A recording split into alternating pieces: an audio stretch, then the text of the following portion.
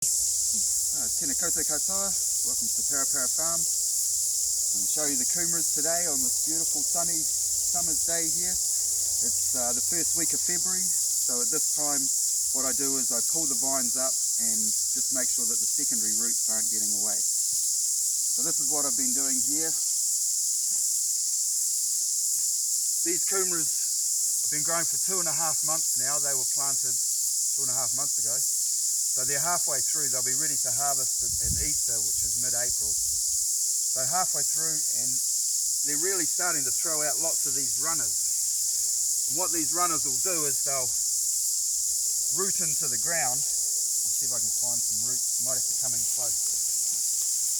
This one here. You can see on the axis of the leaf, it's sending out these roots all the way down through here.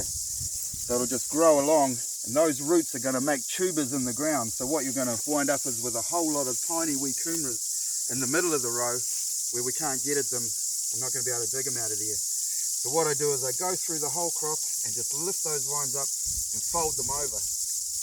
And you can see how these are all folded over and off the ground. If you come over here, these ones were done about a week ago.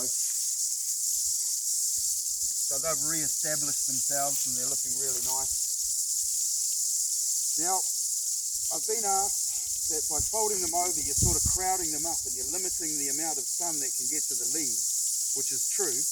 But if you allow those secondary roots to go in, then you're not going to get the good kumaras. You want all of the kumaras to be forming in these roots here in the base, and you'll get nice big kumaras. Otherwise, you're just going to get thousands of little ones. So it's really important to go through and do that.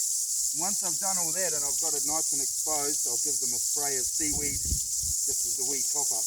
You can almost see that these leaves here are starting to bronze up. So that's a sign that the plant is starting to draw all of the nutrients out of the leaves here and send them into the bottom to form those tubers, which is exactly what we're looking for. And it's really important with kumaras that you put all the food in to start with, so that at this point it's used up all that nitrogen to grow all this foliage, and now it's going to take all of that and send it back down into there and grow those tubers. If you keep feeding it, you're just going to have lots of this growth and none of the tubers under there. So there we are.